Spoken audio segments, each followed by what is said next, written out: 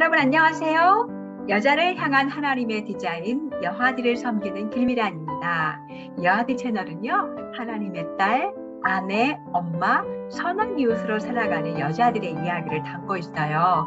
오늘은 여자들이 믿고 있는 새빨간 거짓말, 죄에 대한 거짓말 첫 번째 시간이에요. 나는 죄를 짓고도 벌을 받지 않을 거야. 아마 여러분이 맹수를 애완동물로 키우고 있는 분들의 이야기를 좀 들어본 적이 있으실 텐데요. 맹수를 애완동물로 키우면 어렸을 때부터 그들의 본성이 사라질까요? 전문가들은 그렇지 않다고 이야기해요. 그 맹수들에게 이렇게 뭐 예방접종을 한다거나 주사로 이렇게 찌를 때, 또 혹시 또 맹수들이 새끼를 가졌을 때 그 본성이 더 공격적인 어떤 본성이 더욱더 강하게 드러난다고들 이야기해요. 사실 죄도 그렇습니다. 죄가 때로는 우리를 즐겁게 하죠. 그러나 죄의 그런 어떤 본성들은 절대로 변하지 않아요. 죄를 포장한다고 하더라도 치명적인 본성은 바꿀 수 없어요. 사탄의 모든 속임수는 치명적입니다. 그 중에서도 하나님과 죄에 대한 그런 속임수는 정말 더 치명적이에요. 사탄은 인생의 어려운 시간들이 닥칠 때마다 하나님의 하나님 되심과 죄의 죄됨을 희미하게 보여주려고 해요. 하나님은 너희가 생각하는 것처럼 그렇게 선하지 않으셔. 죄는 그렇게 악하지 않다는 것처럼 이렇게 만들고 우리를 속이지요. 나는 죄를 짓고도 벌을 받지 않을 거야. 우리는 이 거짓말을 믿고 있지 않다고 생각하지만 죄를 짓기로 선택하는 것은 어쩌면은 죄를 굉장히 가볍게 여기고 아무 일도 일어나지 않을 거라고 믿기 때문이라는 거죠. 하나님은 선악과를 먹으면 죽는다고 분명히 말씀하셨어요. 그런데 뱀은 절대 죽지 않을 거야 라고 말하는 거와 같은 거죠. 어떤 사람이요, 누군가를 향해서 원하는 품기를 결정하면 사실 그 죄는 스트레스를 가져다 주죠. 그리고 양심에 또 같이 기어죠. 하나님이 회개하라는 그런 마음을 주시는데 계속 그것을 거절하면, 용서하지 못하는 많은 이유들을 열거하면 하나님의 말씀을 무시하게 되고, 그렇게 하다 보면 하나님과의 어떤 평화가 깨어지는 그런 결과를 가져오게 되겠죠. 또 부도덕한 일을 하기로 결정한다면 그것도 마찬가지예요. 겉으로는 아무 일이 일어난 것 같지 않지만 하나님께서 그것을 죄라고 이제 자꾸 이야기하시면서 불편하니까 하나님과 이렇게 멀어지는 어떤 결과들을 낳게 만드는 거죠. 그런데 사탄은 죄를 뭐라고 이야기할까요? 재미있는 별것 아닌 순수한 어쩔 수 없는, 죄를 지어도 아무 일도 일어나지 않아, 이런 식으로 계속해서 우리를 속이지요. 죄를 지어도 별일이 일어나지 않을 거야 해서 더 나아가서 사단은 죄가 유익이 있다고 이야기합니다. 성경에서 하와를 꼬였던 것과 마찬가지예요. 절대 죽지 않을 거야. 눈이 밝아져 하나님같이 돼서 선악을 알게 될 거야. 그런데 성경에서 죄의 결과가 사망이라고 이야기하잖아요. 그럼에도 불구하고 네 마음대로 해서 네가 얻게 되는 기쁨과 유익은 절대 안 주고, 그러니까 그 사망과는 비교할 수도 없는 것이라고 말을 하는 거죠. 죄는 잠시 즐거움을 줍니다. 그러나 그 대가를 요구해요. 성경에는 수많은 죄의 결과에 대해서 이야기하고 있어요. 죄는 기쁨을 빼앗아가고요, 확신을 없애고요, 죄책감을 가져다 주고요, 사단을 유리한 고지를 점령하게 하고요, 성령을 소멸하고 우리 몸을 상하게 하고 영혼을 아프게 하고 하나님의 마음을 상하게 하고 또 다른 죄를 낳고 또 하나님과의 관계를 깨뜨리고 두려움을 낳고 우리를 죄의 노예로 삼지요. 이렇게 무시무시한 결과들이 있어요. 만약 우리가 죄가 이런 결과들이 있다는 것을 미리 생각해 본다면 이 대가들을 다 치르고 죄를 치를 각오가 되어 있나요? 성경에 이렇게 수많은 경고들이 있음에도 불구하고 우리가 죄를 저지르고 유혹에 넘어가는 그런 이유는 뭘까요?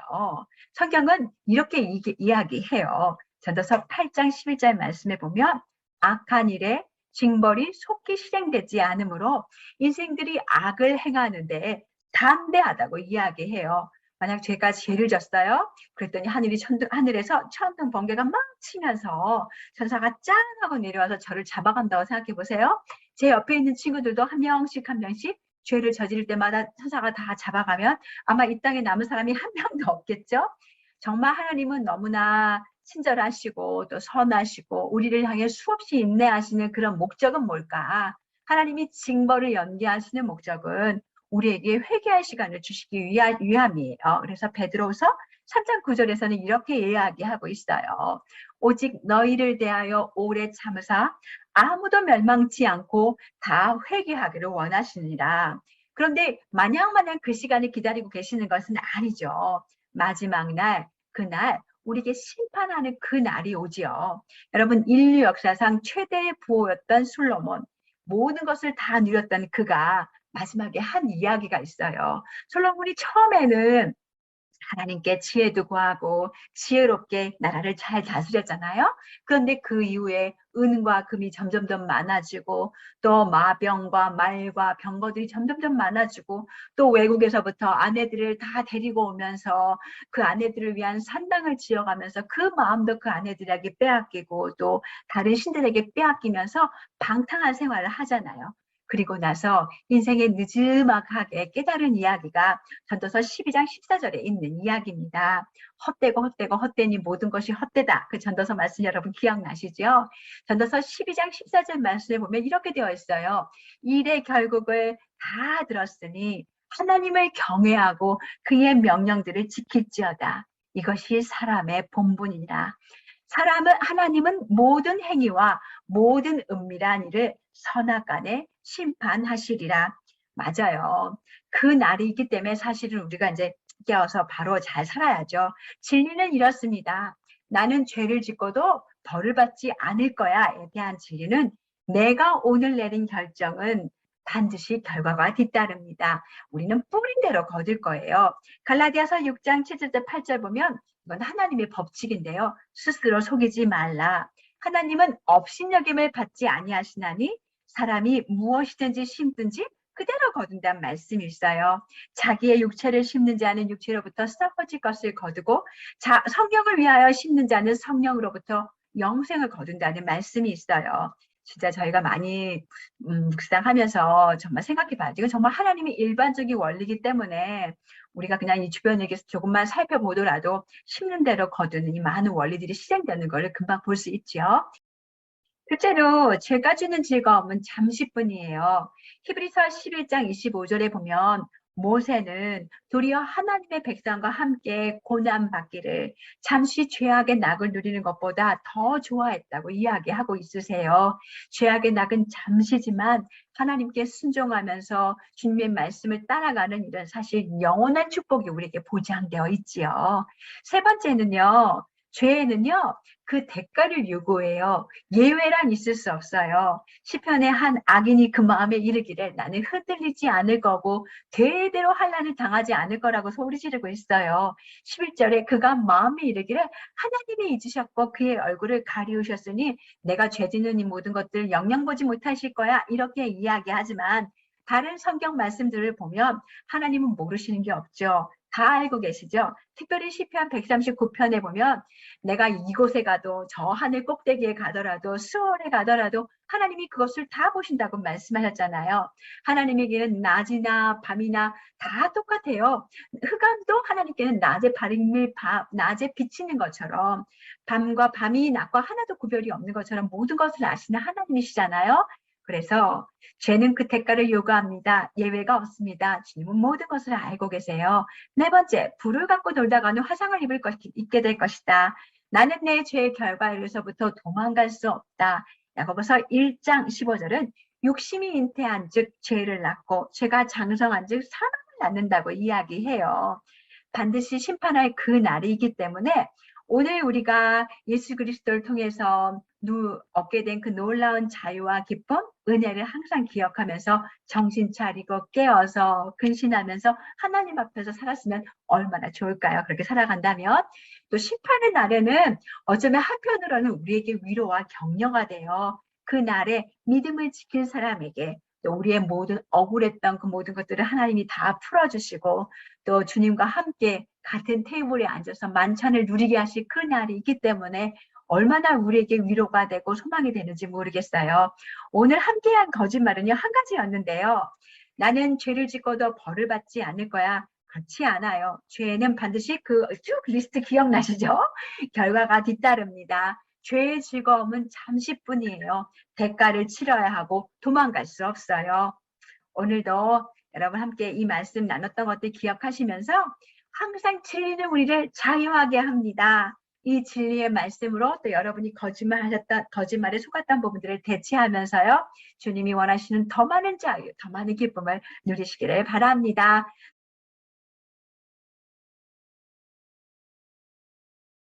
두 번째 시간입니다. 거짓말 14. 내가 지은 죄는 그렇게 나쁘지 않아. 이 거짓말에 대해서 함께 이야기를 나눠보겠습니다. 내가 지은 죄는 그렇게 나쁘지 않아. 좋은 가정이나 또 교회에서 어렸을 때부터 이렇게 잘 자라시는 분들은요, 올바로 행동하는 법에 대해서 열심히 배우셨잖아요. 그래서 특별히 이 거짓말에 대해서 조금 연약한 경향이 있어요. 내가 지은 죄는 이게 무슨 죄야? 뭐 이런 거 있잖아요. 낙태, 동성연애, 뭐 하나님을 모독하거나 횡령하거나 살인하거나 사실은 이런 분들은 이런 거 절대로 꿈도 꾸지 않죠.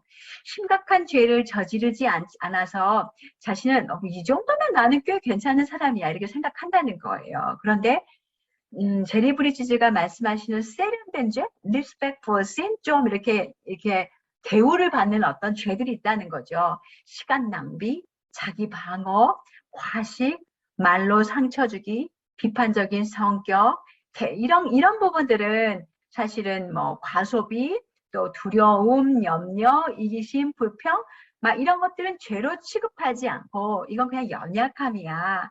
아니면 노력해야 될 부분이야. 개성이지. 뭐 이런 정도로 취급한다는 거예요.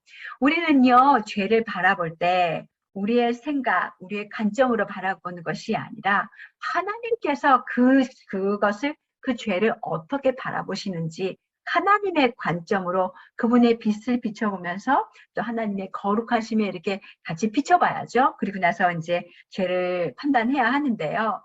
사실 우리가 하나님을 알아가면 알아갈수록 더 하나님의 거룩하심을 보게 되잖아요. 사도 바울도 처음에는 이제 내가 그냥 성도 중에 한 사람이다. 뭐 이렇게 쭉쭉쭉 얘기하시다가 거의 이제 하나님 나라가 갈 나이가 다 되시니까 내가 죄인 중에 괴수다. 죄인의 우두머리다. 막 이렇게 말씀을 하잖아요. 그렇게 말씀하신 이유는 물론 하나님께서 사도 바울 선생님의 삶 가운데서 일하셨기 때문에 그분이 분명히 잘하셨을 거예요. 그럼에도 불구하고 예전에는 죄라고 여기지 않았던 그런 사소한 부분에까지 이제 이것이 죄라는 것들을 보게 되고 알게 되고 더 하나님을 닮아가려는 어떤 열망들이 있기 때문에 그래서 이제 그 사소한 것까지 죄로 생각하면서 내가 죄인의 괴수다. 이렇게 이제 고백하게 되신 거죠.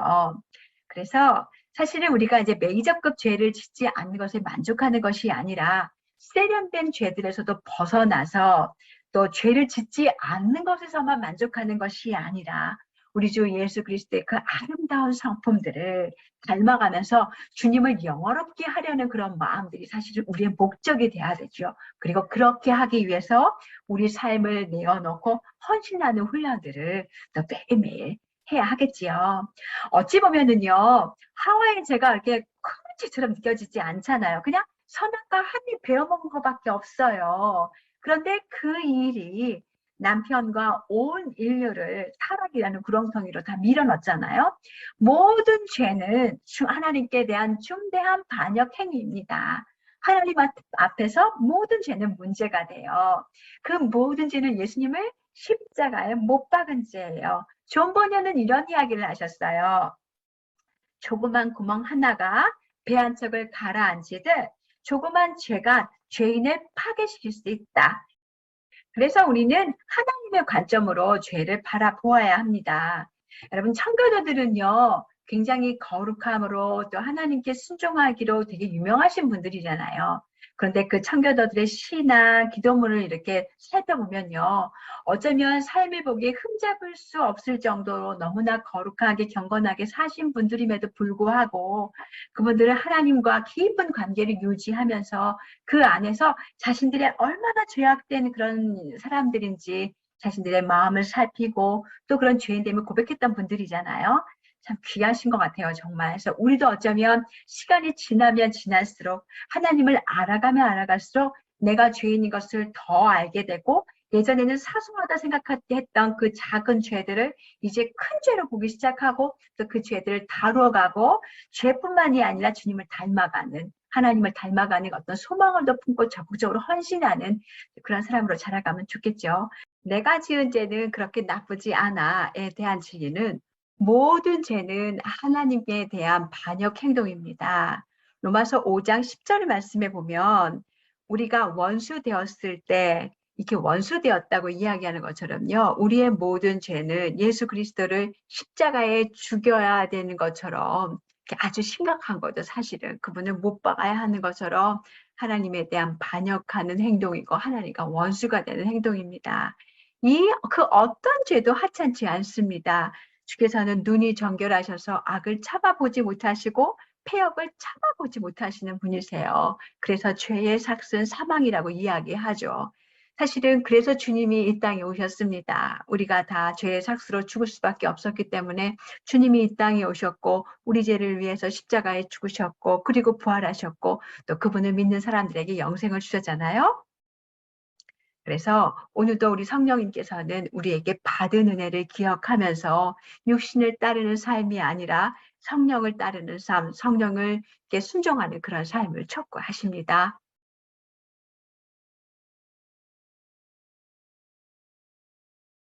하나님의 죄를 용서해 주셨다 하는데도요, 여전히 가끔씩 이제 교회 사역을 하다 보면 죄책감과 수치심 가운데 이렇게 푹 빠져 계신 분들을 자주 만나게 돼요. 우리는 공짜로 사실은 하나님께 용서받았고 또 하나님의 자녀로 용납되었잖아요. 그래서 뭔가 하나님과의 관계를 회복하기 위해서는 죄책감과 수치심을 가지신 분들은 내가 그 죄를 대속해 주기 위해서 뭔가를 해야 한다고 생각하세요. 고행이든 잘못을 보상할 만큼 선해지든 인간의 죄는요 정말 너무나 엄청나서 주님이 뭐라고 말씀하셨냐면 사람의 그 속전이 생명의 값이 너무나 값싸기 때문에 네가 가지고 있는 그 모든 것을 전부 다 준다 하더라도 그 속전을 내지 못한다 말씀하셨어요. 어떤 선행이든 고행이든 보상할 수가 없죠. 그래서 그것의 유일한 해결책은 예수님의 피입니다. 내 죄는 그렇게 나쁘지 않아 라는 거짓말과 어쩌면 내가 지은 죄는 하나님이 용서해 주실 수 없을 거야. 그 거짓말에 대한 진리는요. 우리가 사실은 가볍게 여기는 그 모든 죄들 때문에 예수님이 십자가를 지셨어요. 그 이야기는 그 죄들이 가벼운 죄가 아니라는 이야기예요. 아울러서 내가 지은 죄를 예수님은 용서해 주실 수 없을 거야. 그 죄를 용서해 주시기 위해서 예수님이 십자가를 지셨어요. 그러니까 용서받을 수 없는 큰 죄는 없다는 이야기예요. 시편 85편 10절은요. 십자가에서 인애와 진리가 같이 만나고 의와 화평이 서로 입맞춤 모습을 나타내어 주고 있어요. 죄인을 향한 하나님의 사랑과 긍휼 그리고 죄를 향한 거룩한 징후를 십자가에서 우리에게 다 보여주신 거죠. 하나님도 내가 지은 죄를 용서해 주실 수 없을 거야에 대한 진리는요. 예수님의 보혈은 내가 지은 어떤 죄든지 모두 덮기에 충분해요. 요한일서 1장 7절에 있는 말씀처럼 그 아들 예수의 피가 우리를 모든 죄에서 깨끗하게 하실 수 있어요. 하나님께서 용서하지 못할 만큼 큰 죄는 없어요. 시편 130편 3절 4절 말씀에 보면 여호와여 주께서 죄악을 지켜보실진대 주여 누가 서리이까 그러나 사유하심이 주께 있음은 주를 경외하게 하심이니이다. 정말 하나님 앞에 우리 죄 때문에 설 수 있는 사람이 아무도 없지요. 그러나 주님이 우리를 용서해 주시는 것은 우리가 주님을 경외하도록 주님을 두려워하면서 살도록 은혜를 베풀어 주신 거지요. 하나님과 내가 지은 죄를 용서해 주실 수 없을 거야. 진리에 대한 세 번째는요. 하나님의 은혜는 이 세상에서 가장 큰 죄보다 훨씬 더 크세요. 로마서 6장 11절에서 14절 말씀에 보면 너희 자신을 죄에 대해서는 죽은 자고 그리스도 예수 안에서 하나님에 대하여는 산 자로 여기라고 이야기하세요. 더 이상 죄가 우리를 주장할 수 없는 이유는 우리가 법 아래 있는 것이 아니라 은혜 아래 있기 때문이에요. 하나님의 은혜가 이미 우리 안에 가득하게 있기 때문에 이 세상에서 어떤 그 큰 죄도 하나님의 은혜로 다 덮어주시고 또 우리를 용서해 주시고 물론 우리가 회개하고 또 하나님 앞에 은혜를 구하면서 또 이제 나아가야겠죠. 너무 감사하죠. 우리가 죄책에 쌓여서 우리 죄의 큰 것을 보고 또 하나님의 은혜가 얼마나 어마어마한 건지 보지 못할 때가 굉장히 많이 있는 것 같아요. 우리가 회개했으면 우리가 받은 은혜들을 더 많이 생각하셔야 돼요. 죄책은 우리를 변화시키는데 조금도 도움이 되지 않아요. 오히려 은혜를 기억하시고 은혜에 감사하는 것이 또 그 은혜가 우리를 양육하고 자라게 하시고 돌봐가기 때문에 뒤도 은혜를 성령이 의지하면서 계속해서 주님께로 자라가는 우리였으면 좋겠습니다.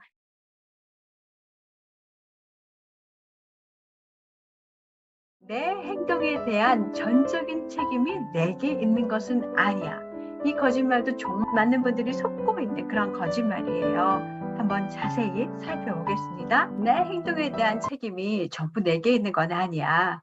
자신의 행동을 남 탓으로 돌리려고 하는 것은 인간의 뿌리 깊은 죄성이죠. 내가 저지르는 모든 일들은 나쁜 이제 이런 일들은 원가족 때문이야. 또 아버지, 어머니가 나에게 이런 상처를 주셨기 때문이야. 다른 사람, 환경 때문이야. 이렇게 탓하는 어떤 죄의 본성들이 우리에게 있죠. 사실 이거는 아주 새로운 이야기가 아니죠. 왜냐하면 에덴 동산에서 아담과 하와도 서로 탓했잖아요.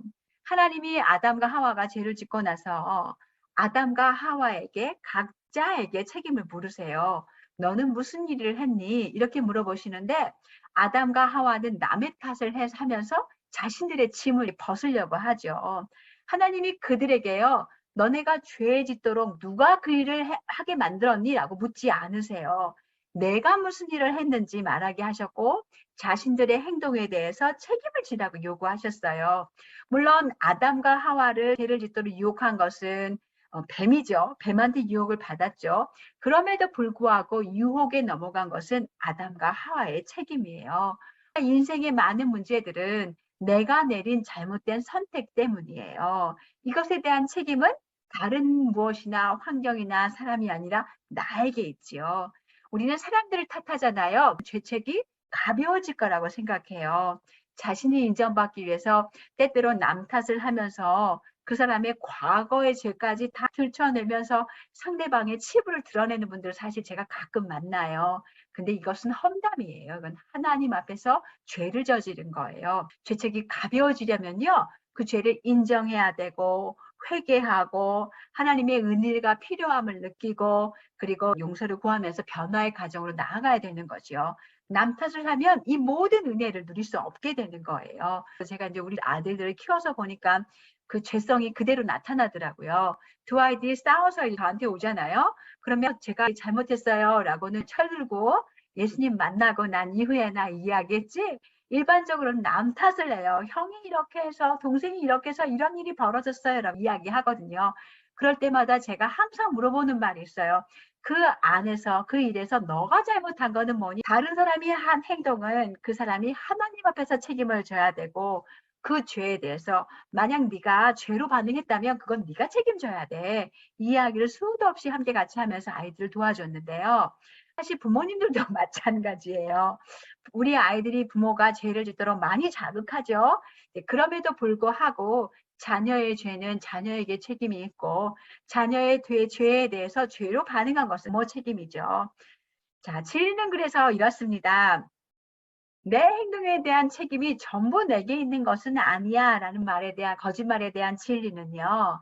하나님께서는 나에게 다른 사람의 행동에 대해서는 책임을 묻지 않으세요. 그 사람의 죄는 그 사람이 책임져야 돼요. 에스겔 18장 20절에서 21절 말씀에도 범죄하는 그 영혼은 죽을지라 아들은 아버지의 죄악을 담당하지 아니할 것이요 아버지는 아들의 죄악을 담당하지 않는다고 말씀하셨어요. 그리고 내가 내린 잘못에 대한 어떤 책임은요 나에게 있지요. 여러분 다윗이 밧세바를 범한 다음에 열심히 기도하잖아요. 하나님 앞에 자기 죄를 인정하죠. 물은 내 죄가를 내가 아오니 내 죄가 항상 내 앞에 있나이다. 그러면서 주님의 그 자비를 간구해요. 주의 얼굴을 내 죄에서 돌이키시고 내 모든 죄악을 지워주십시오. 그리고 하나님 내 마음에 정한 마음을 창조해 주시고 정직한 영을 새롭게 해 주십시오. 사실 이게 책임지는 거예요. 내 죄를 인정하고 하나님의 자비하심을 구하고 또 새로운 마음을 창조해 달라고 부탁드리면서 다시 믿음의 길을 걷는 거지요.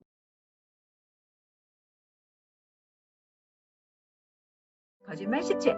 나는 죄의 유혹을 계속해서 이겨낼 수 없어. 이 거짓말에 대해서 자세히 한번 살펴보겠습니다. 여러분, 삶을 지배하고 있는 이 죄들, 우리 안에 내재한 죄들은 끈질기잖아요. 아주 그냥 우리의 육신을 다 장악하고 있어요.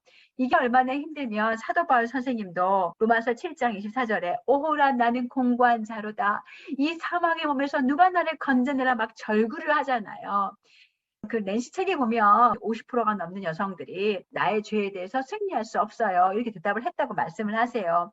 사실 사도 바울이 이런 비명을 질렀다면 우리는 더 크게, 더 많이 열심히 질러야 하는 그런 문제잖아요. 매일매일 죄의 유혹을 이기는 것은 정말 쉽지 않아요. 그러나 우리가 기억해야 할 것이 있어요. 예수님이 그래서 이 땅에 오신 거잖아요. 우리가 예수님을 믿을 때 예수님이 십자가에서 나의 죄를 위해서 죽으셨고 나를 의롭다 하신 것을 믿을 때 주님이 우리에게 새로운 본성을 주세요. 이 본성은요. 죄와 타협하지 않고 죄에서 벗어나고 싶어하는 어떤 갈망을 우리에게 주는 거죠. 이것도 과정이 있어요. 우리가 예수님 믿고 또 성령 받으면 어떤 분은 하루아침에 다 충만한다고 생각해요. 아이를 어른으로 키우는데도 20년이 필요한 것처럼 우리 영의 사람도 하나님을 닮는 성숙한 어른으로 자라려면 시간이 필요해요. 이렇게 그 영적인 사람이 되는데도 넘어지고 일어나고를 반복하면서 조금씩 하나님을 닮아가잖아요. 하나님이 우리에게 하나님을 닮고자 하는 갈망을 주시고 그 갈망을 사용하셔서 거룩하게 우리를 빚어가시는 거죠. 우리가 거듭난 이후로도요. 우리 안에 육과 또 살아계신 성령님과의 어떤 싸움이 정말 치열해요. 이 싸움에서 우리가 성령의 것을 선택해야 되는데요. 어떤 때는 너무 싫죠. 예를 들어 여러분이 여러분의 아이에게 잘못을 했어요. 그러면 엄마를 용서해 주겠니? 라고 아이에게 용서를 구해야 하는데 구하기 너무 싫죠. 그래서 어쩌면 하루를 버티실 수도 있고 이틀, 3일, 일주일을 버티실 수도 있어요. 여러분이 남편과의 관계 속에서도 여러분 그렇게 하실 수 있어요. 넘어가고 싶은데 막 성령님이 찌르시죠. 순종하라 그러죠. 힘들죠. 이럴 때 우리가 성령의 것들을 선택하고 그것을 순종하는 것을 배워가면요. 더 성령에 민감해지고 조금씩 그 다음번에는 더 쉽게 순종할 수 있어요. 그런데 반대로 성령께서 계속 마음을 주시는데 그 마음에 순종하지 않고 무시하잖아요. 그럼 영이 점점 더 무뎌진다는 거예요. 그러면서 이런 거짓말에 속게 되는 거죠. 난 죄에서 벗어날 수 없어. 난 죄를 또 지을 거야 라고 체념하게 된다는 거예요. 진리는요. 우리에게는 죄에서 벗어나서 자신을 변화시킬 힘이 없어요. 예수님을 떠나서는 우리는 아무것도 할 수 없어요. 그러나 성령님이 우리에게 마음을 주실 때 자꾸 순종하는 연습을 하면은 우리는 성령님을 의지하면서 나를 쳐서 복종시키면서 성령의 사람으로 예수님의 사람으로 나를 변화시키고 또 자라날 수 있습니다. 그럼 우리가 우리 안에 있는 이런 습관적인 죄를 이겨내려면 어떻게 하면 될까요? 저는 자주 많은 분들하고 함께 이야기 나누는데 십자가로 가야 돼요. 이 습관적인 죄를 예수님이 십자가에서 처리했다는 것을 기억해야 돼요. 우리는 죄의 종이 아니라 의의 종이잖아요. 우리는 죄에서 해방되어 의의 종이 되었고 이제는 죄의 법이 아니라 죄와 사망의 법이 아니라 성령의 법이 우리와 함께 하고 있잖아요. 그래서 죄의 유혹이 있을 때마다 십자가로 먼저 가고 거기서 하나님 앞에 우리 죄를 다 고백하고 자백하고 예수님이 우리에게 행하신 일을 기억하고 죄사함과 의롭다함을 붙잡고 아울러 매 순간순간마다 그 죄의 유혹이 있을 때 성령님을 의지하면서 여러분 안에 성령님이 사시잖아요. 그 성령님께 도와달라고 간구하면서 그러면서 이제 걸어가야 되는 거죠. 사실 이게 죄가 얼마나 끈질긴지요. 한 번 이겼다고 나는 이 죄에서 승리했어가 아니더라고요. 또 넘어질 때가 있어요. 그런데 또 넘어질 때 감사한 것은 더 빨리 일어날 수 있어요. 넘어지고 일어나고를 반복하면서 잘하고 있다는 거 기억하시고 또 넘어졌을 때 봐, 여전히 넌 변하고 있지 않아. 이런 사탄의 목소리에 귀 기울이지 마시고 아마 분명히 여러분이 속도도 줄어드시고 예를 들어 화를 낸다면 화를 내는 횟수가 줄어드시고 또 용서 구하는 어떤 횟수가 점점 빨라지시면서 그러면서 조금씩 자라가실 거예요. 예수님의 사역을 늘 기억하고 또 성령께서 내 안에 일하고 계신다는 기억하면서 성령님을 의지하면서 내 쪽에서 나를 쳐서 복종시키면서 이 모든 일에 100%다 하면서 우리는 습관적인 죄를 이겨낼 수 있습니다. 죄인인 우리들에게 기쁜 소식이 있죠. 예수님이 우리의 모든 죄의 대가를 지불하시고 예수님의 십자가의 죽음과 부활로 우리의 모든 죄는 완전히 용서가 되었어요. 이제 성령님이 내 안에 사시면서 우리를 도와주세요. 사단은 우리를 두려움과 의심, 죄책감에서 속박시키기를 원해요. 너 잘못했어. 예전에도 했던 잘못이잖아. 아무리 해도 소용이 없어. 넌 또 죄를 지을 거야. 너는 구제불능이야. 이런 메시지를 계속해서 우리를 줄 거예요. 그런데 그렇지 않죠. 우리가 넘어질 때마다 그래서 예수님이 오셨지. 나를 도와주시려고, 나와 함께 해주려고 오셨지. 옛날에 내가 하루에 8번 화를 냈는데 이제는 7번, 6번 줄어가고 있구나. 하나님이 나한테 일하고 계시다는 은혜의 증거야. 감사함으로써 일어나신 여러분 되셨으면 좋겠습니다. 진리는 이거예요. 하나님의 자녀인 나는요, 더 이상 죄를 지을 필요가 없어요. 죄를 지을 필요가 없다는 것은 죄가 우리를 주장할 수 없다는 거예요. 그런데 우리는 죄와 여전히 싸우고 있고 때때로는 죄의 길로 빠지니까 죄가 우리를 주장하는 것처럼 보여요. 그러나 죄가 우리를 주장할 수 없다는 것은 로마서 6장 14절 말씀처럼 우리가 은혜 아래 있기 때문이에요. 여러분, 죄책감에 빠질 이유도 없고 얼른 회개하시고 또 하나님의 은혜를 붙잡으시면서 일어나면 되는 거죠. 은혜가 우리를 인도해요. 우리가 하나님의 명령을 볼 때요, 나는 왜 이 명령에 순종할 수 없을까 생각해요.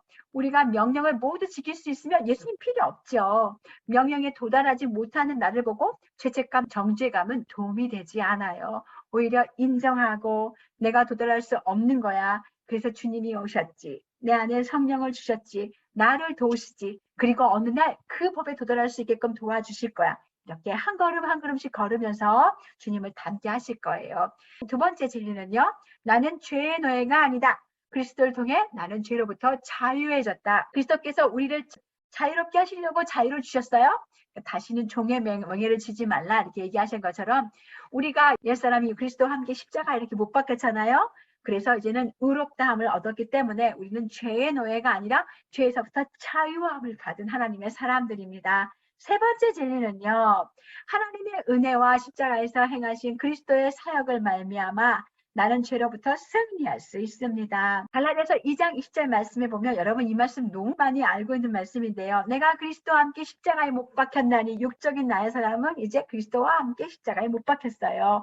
이제 내가 사는 것은 내가 사는 게 아니에요. 내 안에 그리스도께서 성령과 함께 사세요. 내가 육체 가운데 사는 것은 나를 사랑하사 나를 위하여 자기 몸을 버리신 하나님의 아들을 믿는 믿음 안에서 사는 거예요. 우리의 죄책을 다 가져가신 주님, 우리를 의롭다 하신 주님, 성령이 내 안에 살고 계시기 때문에 그 성령님을 푹 누리시면서 또 하나님께 순종하시면서 주님과 함께 걸어가는 이 길에 매일매일 행복과 즐거움이 있었으면 좋겠습니다. 사탄은 우리에게 계속해서 너는 죄와 싸워서 이길 수 없어. 죄의 유혹을 계속해서 이겨낼 수 없어. 이렇게 이야기합니다. 그러나 진리는 그렇지 않습니다. 우리는 예수 그리스도의 십자가 때문에 죄로부터 승리할 수 있어요. 우리 안에 늘 함께 계시는 성령님께서 우리를 도와주실 거고 복음의 능력은 죄에서 사함을 받을 때만 필요한 것이 아니라 우리가 죄와 싸울 때도 늘 필요합니다. 여러분이 누군지 기억하시고 성령님이 여러분과 함께 계시다는 걸 기억하면서 매일매일 주님의 도우심을 구하면서 또 나의 100%는 최선을 또 다해서 죄와 싸워 승리하는 우리에게 바랍니다. 우리에게 진짜 놀라운 진리가 있어요. 그 진리가 우리를 모든 삶의 영역마다 자유하게 해줍니다. 여러분의 삶을 응원합니다. 사랑하고 축복합니다. 다음에 또 뵙겠습니다.